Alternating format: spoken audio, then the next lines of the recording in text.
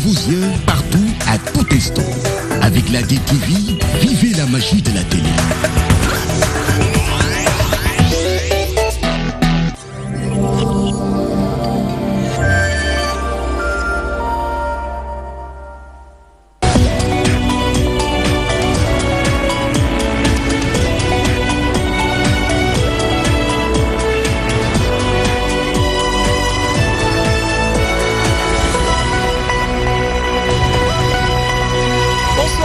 À tous, merci de nous suivre sur DTV, les titres de ce journal.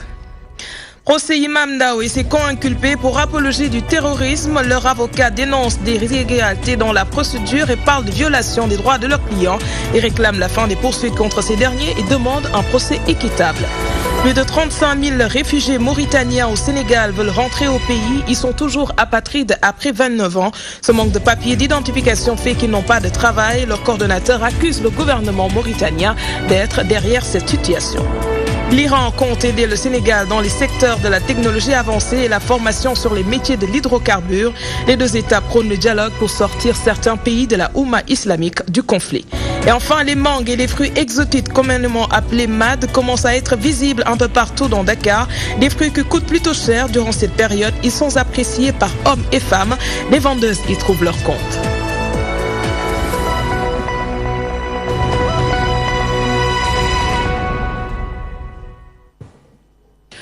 L'actualité judiciaire pour démarrer ce journal, réouverture ce lundi du procès Imam Ndao et ses co-prévenus.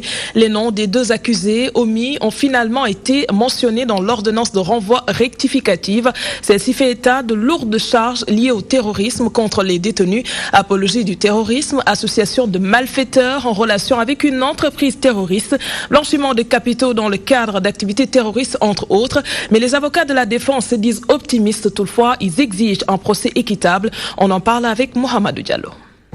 Il aura fallu près de 2 tours d'horloge au greffier pour lire l'ordonnance de renvoi du procès de l'imam Ndao et compagnie. Apologie du terrorisme, association de malfaiteurs en relation avec une entreprise terroriste, blanchiment de capitaux dans le cadre d'activités terroristes sont entre autres les chefs d'accusation retenus contre les prévenus. Il n'y a aucune preuve confondante, il n'y a aucune preuve matérielle contre notre client, Imam Aliou Ndao. Vous avez entendu que Imam a été financé? C'est d'autres présumés accusés qui auraient reçu de financement et non pas Imam Aliou Ndao. Imam Aliou Ndao n'a jamais été financé par qui que ce soit. Au départ, la non-communication de l'ordonnance de renvoi rectificative aux avocats de la défense a occasionné une suspension de la séance. On ne peut pas se contenter, oui, on a toujours se rajouté, on a modifié, c'est une erreur matérielle, mais des personnes qui risquent des peines à perpétuité, des morts sociales. Comment peut-on se contenter de dire que c'est des erreurs matérielles? Nous ne pouvons pas accepter cette banalisation des choses. Une trentaine d'accusés pour 64 avocats constitués, mais la défense se dit optimiste. Parce que nous n'avons rien à nous reprocher, nous voulons que l'affaire soit jugée et que le tribunal nous a suivi, la chambre criminelle, et que l'affaire est actuellement jugée. Après la lecture de l'ordonnance de renvoi, place aux exceptions de nullité avant l'étape consacrée au fond. Le président de la commission de la CEDEAO, Jean-Claude Cassibrou, à Dakar pour une visite de travail.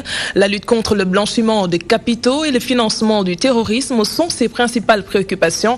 Il plaide pour une harmonisation du dispositif déjà mis en place par les différents États africains pour combattre ces fléaux. Le président de la commission de la CEDEAO faisait face à la presse cet après-midi. C'était en présence d'Elhadj Moussabé.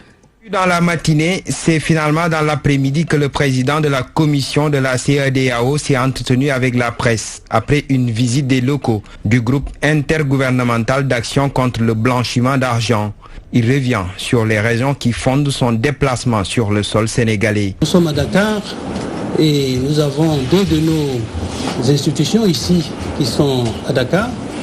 L'institution spécialisée qui est le JABA. Il s'agit de travailler pour qu'il y ait une harmonisation efficace donc des dispositifs réglementaires, faire en sorte que les organismes qui sont au niveau de chaque État, les cellules d'information financière, donc aient les mêmes dispositions juridiques, aient les mêmes capacités en matière de formation. La lutte contre le blanchiment de capitaux et le financement du terrorisme figurent en grande partie dans ces objectifs. Il faut lutter contre le blanchiment de l'argent et le financement du terrorisme parce que à travers ces activités illicites qui sont financées par ces mécanismes, on arrive à avoir donc des difficultés au niveau économique. Cela crée beaucoup de problèmes puisque lorsqu'il y a des financements qui vont à travers le blanchiment de l'argent dans notre système financier, évidemment c'est tout le système lui-même qui est mis en difficulté. Le diplomate s'est également appesanti sur la question de la monnaie unique au sein de la communauté. C'est le président Issoufou qui est le président du Niger et qui est donc chargé de ce dossier. Donc ce dossier également suit son cours. Il y a eu une réunion des chefs d'État de la Task Force à Accra le mois dernier. Et donc il va falloir attendre des évolutions sur ce dossier. Jean-Claude Cassibro a pris fonction le 1er mars dernier. Il aura un mandat de 4 ans à la tête de la présidence. La question du genre était également au menu des échanges. Le président de la commission de la CEDEAO compte avec le centre de la CEDEAO pour le développement du genre, ECOWAS, logé dans les mêmes locaux que le JIABA, déroulé une panoplie d'actions pour une meilleure préservation des acquis sur la question. Voici Jean-Claude Cassibro au micro de notre reporter. Nous avons parlé du genre ici. Nous sommes venus, comme je l'ai dit, visiter le centre pour le développement du genre. C'est un phénomène important. Il faut qu'au niveau de la CEDEAO, les progrès qu'on a notés continuent. Il y a eu beaucoup de progrès. Beaucoup de pays ont vraiment évolué positivement dans tout ce qui est politique du genre. Et donc, au niveau de la CEDEAO, donc à travers notre instrument ici, qui est notre instrument opérationnel, c'est comment accompagner les États qui ont déjà, au niveau national, des politiques et des programmes pour soutenir le genre.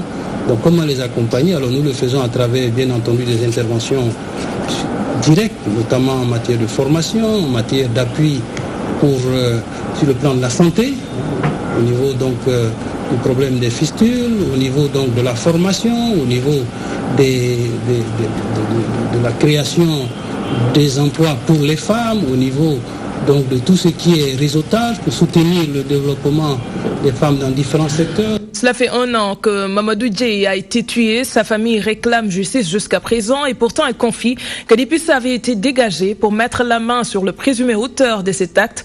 Aux yeux de la mère de l'ancien prodige de l'Ambe Academy, il y a des non-dits dans cette histoire. La sœur jumelle de Mamadou Dieye pense également qu'il y a anguille sous roche. Ibrahim Fall leur a rendu visite. Regardez.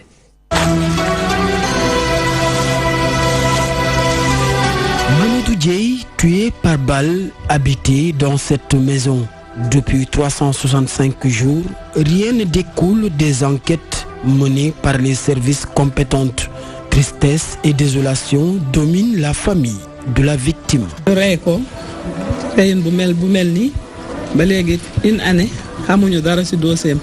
Mon fils a été froidement abattu. 1 année après, il n'y a aucune avancée dans ce dossier. Ce que les autorités nous disent ne nous rassure guère. Nous sommes des Sénégalais comme tout le monde. Nous voulons que l'affaire soit tirée au clair.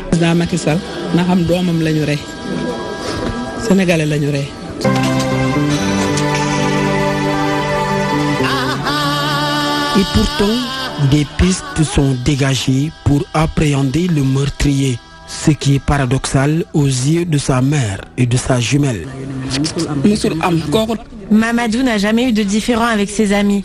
Nous ne les avons pas vus depuis le décès, ne serait-ce que pour venir présenter leurs condoléances. C'est vraiment louche.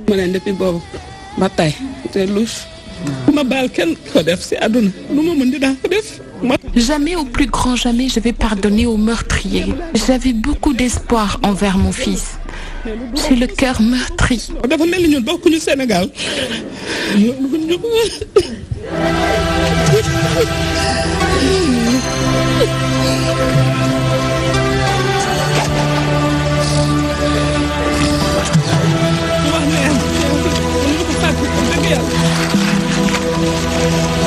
famille de Mamadou Dieye n'écarte pas une possibilité de remonter le dossier pour que justice soit rendue. 1 an, nous n'avons pas preuve. Depuis presque 1 an, sans aucune preuve. Et pourtant des pistes ont été dégagées. Il y a vraiment anguille sous roche. loolu nag mun ma koo gëm xam ne ñun sénégalais lañ surtout nag président Macky Sall.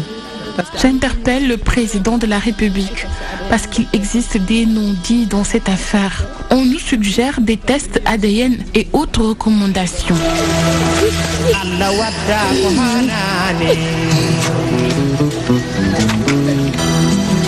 Mamadou Dieye, un jeune talentueux tué par balle, l'ancien prodige de lutte académie laisse derrière lui une jumelle qui n'arrive jusque-là pas à supporter sa mort.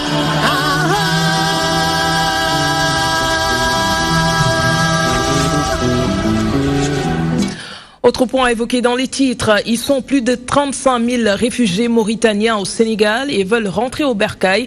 Cela fait plus de 20 ans qu'ils sont ici. La coordination des organisations de réfugiés mauritaniens au Sénégal déplore leur statut d'apatride depuis décembre 2016.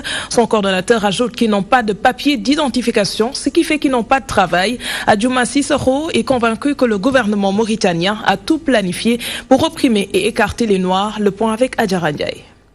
Depuis 29 ans, les réfugiés mauritaniens sont toujours dans le désarroi et sans statut. Une situation qui dépasse l'entendement selon la communauté qui estime que l'État du Sénégal doit régler leurs problèmes de papier. En 1989, on avait des documents valables pour 3 mois. Après, on a eu des documents valables 1 année. En 2000, avec le président Wade, on a eu des documents de 10 ans. Mais depuis lors, c'est un éternel recommencement. On commence le recensement, ça ne se termine pas. Et chaque fois qu'il y a année politique au Sénégal, nous sommes morts. Parce que quand on parle, on nous dit que les Sénégalais sont prioritaires. Comme le DAF fait tous les papiers, donc on s'occupe d'abord des Sénégalais. Alors que nous sommes des personnes vulnérables. La Mauritanie est un pays bizarre, déclare le coordinateur de la CORM. Le gouvernement mauritanien dit que nous sommes des immigrés qui sont partis en Mauritanie chercher du travail. Alors que nos pères, nos mères, nos tantes, nos ancêtres sont des Mauritaniens de Chous. Alors imaginez maintenant, si nous courons encore pour faire les cartes d'identité sénégalaises, qu'est-ce qu'ils vont dire? Voilà ce que vous avez dit. Ces gens sont des Sénégalais. Donc cet aspect social, il faut se rappeler de ça. On nous a fait quitter parce qu'ils nous accusent d'être des Sénégalais bon teint.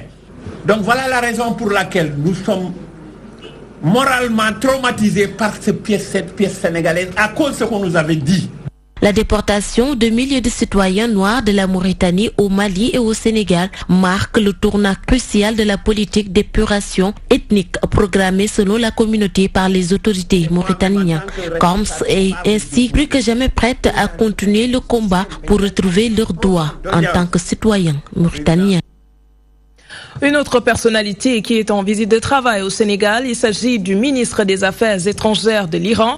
Cette république islamique compte élargir sa coopération avec le pays en l'aidant dans certains domaines tels que la technologie avancée et la formation sur les métiers de l'hydrocarbure. L'Iran apprécie la position du Sénégal qui soutient la Palestine depuis de nombreuses années. Les deux États ont justement décidé de prôner le dialogue pour sortir certains pays de la Oumma islamique du conflit. Les éclairages de Ndeye Fatimlo. Iran-Sénégal, une coopération vieille de plusieurs années. Cette visite de travail du ministre des Affaires étrangères iranienne compte solidifier l'entente qui existe entre les deux pays. L'Iran s'est fixé comme objectif d'aider les pays africains à se développer davantage. L'Afrique est un continent qui nous est cher. Nous louons les efforts déployés par les peuples de l'Afrique pour l'indépendance, pour le progrès. Il s'agit d'une lutte sacrée pour le peuple iranien et nous sommes aux côtés de ce continent et nous le resterons à l'avenir. À l'heure actuelle, au niveau des pays musulmans, les droits bafoués et les crimes perpétrés envers le peuple palestinien est au cœur des débats. L'Iran salue la position du Sénégal. Le Sénégal, au niveau international, au niveau de l'Organisation des Nations Unies, soit constamment du côté du front des pays progressistes et qu'il a depuis toujours accordé son soutien au peuple palestinien est un fait apprécié par le peuple iranien. Autre point essentiel abordé autour de cette visite est les conflits qui existent dans certains pays de la Oumra islamique. Comme solution idoine, l'Iran, tout comme le Sénégal, prône le dialogue. S'agissant des problèmes rencontrés par les peuples musulmans à travers le monde, à l'instar du Sénégal, nous sommes d'avis que ces problèmes, nous pourrons trouver leur solution que par l'union des peuples musulmans et par le dialogue entre les membres de la communauté islamique. Entre l'Iran et le Sénégal, il y a déjà une coopération fructueuse dans la construction automobile. Cette coopération compte s'élargir surtout dans le domaine de la technologie avancée et la formation des ressources humaines aux métiers liés aux hydrocarbures. Dans ce sens, l'Iran offre 10 bourses de formation. Direction Tivaouane, le Khalif général des Tidjanes invite les syndicats d'enseignants à retourner dans les salles de classe. Serigne Babacar Sy Mansour leur demande parallèlement de poursuivre les négociations avec le gouvernement. Au sortir de la rencontre, les enseignants ont décidé d'aller rencontrer d'abord la base avant de se prononcer sur l'arrêt ou non de leur grève. La correspondance de Daouda Tchandou. Venu massivement répondre à l'appel du Khalif général des Tidjanes, Serigne Mansour, les syndicats d'enseignants qui souhaitaient le rencontrer simultanément ont vu leur invite se réaliser autrement. Je pense que les concepteurs de ceux qui ont organisé la rencontre ont estimé qu'il faut le faire par cadre, entrer par cadre. Donc il y a le groupe des 6, il y a l'intercadre, il y a la fédère. Successivement, chaque cadre va être reçu et va exposer ses opinions par rapport à la situation. Animé de l'objectif de cette rencontre, à savoir rétablir la confiance entre les syndicats et le gouvernement et aller vers un pacte de stabilité dans le système éducatif, le Khalif général des Tidjanes a rappelé la responsabilité de chaque parti. Syndicalisme et politique font-ils bon ménage? L'engagement politique ne prend-il pas le dessus sur la lutte syndicale? Des syndicalistes plaident pour la neutralité des acteurs syndicaux au moment où d'autres préfèrent la liberté syndicale plutôt que la servitude politique. Entre les deux, les syndicalistes politiciens assument leur choix. Un travail de Code Ndiaye. Politique et syndicalisme, deux activités pour le bien-être des citoyens. L'exercice de ces deux activités n'est-il pas source de conflit d'intérêts? Le secrétaire général de la FGTS répond par l'affirmative. Nous on a dit, nous on n'interdit pas nos militants dans des partis, mais les responsables. Quand j'exerce une responsabilité de secrétaire général, je pense que ça commande une certaine neutralité vis-à-vis des partis. Parce qu'aujourd'hui, ce parti dans lequel vous êtes peut être au pouvoir, lorsqu'il est au pouvoir, quelle est votre attitude? Est-ce que vous n'allez pas mettre sous boisseau les revendications des travailleurs parce que votre parti est au pouvoir? Si vous êtes dans l'opposition, chaque fois que vous sortez, on dit ah c'est son parti qui l'a actionné quoi. Donc il faut éviter qu'il y ait une certaine vision d'instrumentalisation. Donc c'est la raison pour laquelle nous avons fait ce choix-là. Un point de vue que son homologue du CELS originel ne partage pas, lui qui assume son engagement politique au sein du Front patriotique pour la défense de la République. Dans mes instances, nous avons pratiquement toutes les colorations politiques. Nous avons des gens de gauche, des centristes, des gens de droite. Donc à ce niveau, le problème ne se pose pas. Quand nous sommes dans le milieu syndical, quand nous sommes au niveau du syndicat, nous défendons les intérêts matériels et moraux des travailleurs. Cependant, quand nous sommes dans la sphère politique, c'est pour défendre les intérêts matériels et moraux des populations en général. Et il faut que les gens comprennent que nous sommes des citoyens libres et il ne faudrait pas qu'un groupuscule d'individus pense que la politique, c'est leur affaire, c'est à eux seuls vraiment de s'alterner au pouvoir et que les autres n'ont aucun droit de regard là-dessus. Il y a eu ici quelqu'un dans l'histoire du mouvement syndical qui, à force de s'époumoner devant les télévisions, est devenu un ministre. Certains pensent que c'est un raccourci pour être effectivement emprunté, ils empruntent des raccourcis pour être des autorités. Mais il faut le dire très sincèrement, tous les syndicalistes qui s'exercent à ça, tous les syndicalistes qui veulent utiliser les enseignants pour assouvir des ambitions politiques, souvent c'est des petites organisations syndicales. Le secrétaire général du CELS originel revient à la charge. Ses homologues prennent son contre-pied. Notre action politique nous permet quelque part de régler, de trouver des solutions aux problèmes syndicaux auxquels nous sommes confrontés. Donc je crois qu'on ne peut pas quand même dénier à un citoyen le droit de faire la politique. Maintenant, charge à lui ou bien à son organisation de comprendre qu'il faudrait qu'il y ait des cloisons. Les enseignants, c'est des esprits libres et chez les enseignants, le bon sens est la chose la mieux partagée. Celui qui s'amuse à ça verra naturellement son syndicat péricliter. Restons aux gens qui ont choisi de faire l'option politique, c'est-à-dire d'être des dirigeants politiques qui dirigent, n'est-ce pas, le pays, le choix de le faire, la liberté de l'exercer. Et nous, je dis que dans le sens social, il y a beaucoup de travail à faire. Donc on est assez occupés pour vraiment nous occuper etc. Aujourd'hui, bon nombre de Sénégalais voient la main des politiques derrière l'évolution du Front social. Les syndicalistes, eux, restent divisés sur la question. Allons à Grand Yoff, au quartier Santiaba, le parti de l'unité et du rassemblement massifie ses troupes. Objectif conquérir le pouvoir en 2019. Ses responsables politiques ont profité de ces tribunes pour exprimer leur désaccord sur la question relative au parrainage. Ils comptent user tous les moyens légaux pour que cela ne puisse pas aboutir. Suivant le député Aboubacar Tchao et le chargé de communication de cette cellule au micro de Abdoulaye Ndiaye. Nous sommes dans une dynamique de massification du parti de l'unité et du rassemblement et nous sommes ces temps-ci en train de monter et de valider les cellules à travers tous les pays et même à l'extérieur du pays. Mais absolument, le parrainage, vous savez tous que c'est juste une voie ouverte à la fraude, à la manipulation électorale en termes d'élimination de candidats, notamment de candidats potentiels, et également en termes de surveillance des électeurs. C'est-à-dire ils veulent se donner la possibilité de repérer les potentiels électeurs de l'opposition pour utiliser l'argent et même utiliser d'autres moyens, comme ça s'est passé durant les législatives, pour bâillonner le peuple sénégalais, parce qu'ils savent parfaitement qu'ils sont totalement rejetés par le peuple. Voilà, donc maintenant ce qui leur reste, c'est la tricherie, quoi. Oui, notre combat c'est juste simple, c'est juste un combat de jeunes dynamiques en tant que de jeunes qui veulent changer la dot politique.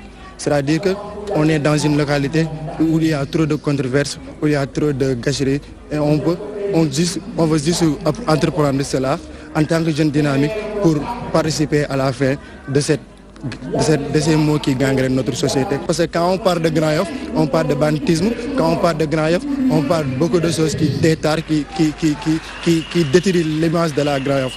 Dans ce cas, nous tenons juste à dire que nous sommes jeunes, nous sommes dynamiques et nous voulons contribuer à la bonne marche de cette cité. Et nous en venons à notre dossier du jour. Il met l'accent sur la santé bucco-dentaire. Au Sénégal, beaucoup de personnes souffrent de caries dentaires, mauvaise haleine, entre autres. Paradoxalement, le nombre de chirurgiens dentistes dont dispose le pays reste faible. Le ratio est d'un chirurgien dentiste pour 32 500 habitants, très loin des normes de l'OMS qui préconise un chirurgien dentiste pour 1000 habitants. C'est l'affaire de Luis Tinasanya. La maladie bucco-dentaire constitue un véritable problème de santé publique. Au Sénégal, 60 à 80% de la population souffre de cette pathologie. Des études réalisées par les services de santé publique ont montré que plus de la moitié de la population présente au moins une carie dentaire dans leur bouche. Chirurgien, dentiste et professeur à la faculté de médecine de l'université Cheikh Anta Diop, ce médecin nous parle de l'hygiène bucco-dentaire. Pas mal de personnes souffrent des problèmes bucco-dentaires et surtout de problèmes carieux au niveau des dents. Ceci souvent est dû à des négligences souvent.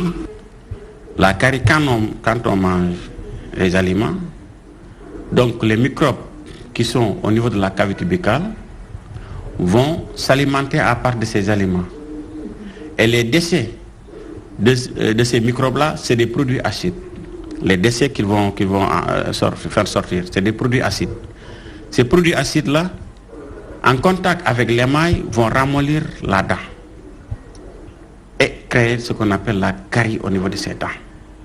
C'est pourquoi on vous dit, après chaque aliment, après avoir mangé, on vous demande à chaque fois de vous brosser les dents pour ne pas laisser les aliments en bouche et que les microbes n'aient pas le temps de consommer ces aliments et de laisser leurs déchets acides au niveau de ces cavités buccales, de ces surfaces dentaires pour créer la carie.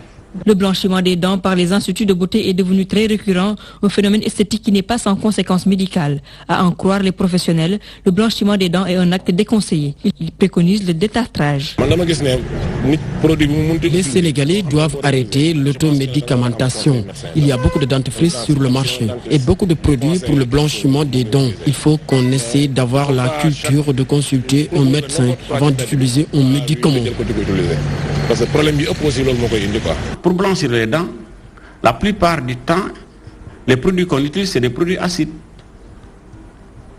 Ces produits acides-là vont faire ce qu'on appelle ramollir la dent aussi. Faire de sorte que cette dent-là soit crayeuse, elle ne sera pas blanche, mais crayeuse. La couleur de la craie. Ok, donc, qui va créer au niveau de ces surfaces des émails des macroporosités, c'est-à-dire que y a la dent devient plus rugueuse, elle n'est plus lisse, elle devient plus rugueuse, la surface dentaire. Et quand elle devient plus rugueuse, ça veut dire que les microbes puissent s'accrocher plus facilement au niveau de ces dents. Ok, donc susceptible à des caries et ensuite à des sensibilités, parce que ces produits-là vont mettre à nu ce qu'on appelle les tubuli dentinaires. Donc, moi, à mon niveau, je ne conseille pas ces blanchiments. Je préfère dire ce qu'on appelle faire un détartrage, nettoyer proprement les dents. La mauvaise haleine intéresse au plus haut point les Sénégalais. Quelle est l'origine de ces mauvaises odeurs buccales et comment y remédier? Des fois même après un brossage, si on reste longtemps sans ouvrir la bouche, une odeur gênante commence à sentir, surtout en période de Ramadan. J'aimerais bien que le dentiste m'édifie par rapport à ces questions. La mauvaise haleine, donc, elle peut être due à des problèmes carieux. Quand on a une carie, il y a les aliments qui se déposent au niveau de cette carie. Il y a aussi l'infection avec du puits qui est au niveau de la cavité buccale. Ces aliments aussi, en se nécrosant aussi, donnent une autre odeur, une mauvaise odeur, ainsi que le puits qui est au niveau des dents gangrénées. Ça peut être source de mauvaise haleine. Et aussi, le patient qui se brosse pas, qui va pas souvent chez le dentiste pour se faire un détartrage avec un bon détartrage suivi d'un polissage. Ces patients aussi peuvent avoir une mauvaise haleine parce que la bouche n'est pas bien entretenue. Mais aussi, souvent, la mauvaise haleine peut venir au niveau de l'abdomen. On peut avoir une infection, on peut avoir aussi des reflux gastro-œsophagiens, souvent, qui sont souvent source de mauvaises odeurs.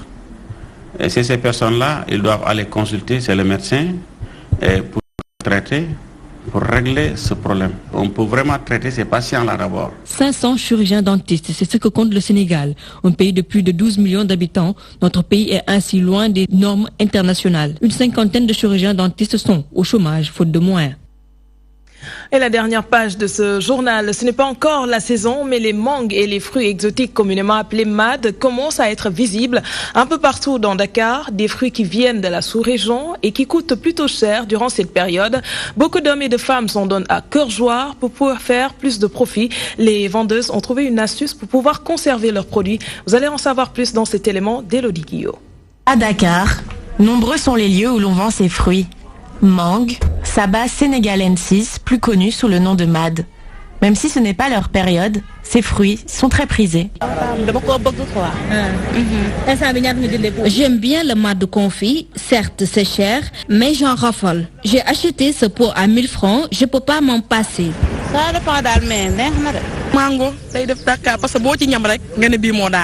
Elle prépare des mangues, des MAD, c'est très bon et c'est hygiénique. Vraiment, j'aime bien déguster ces fruits.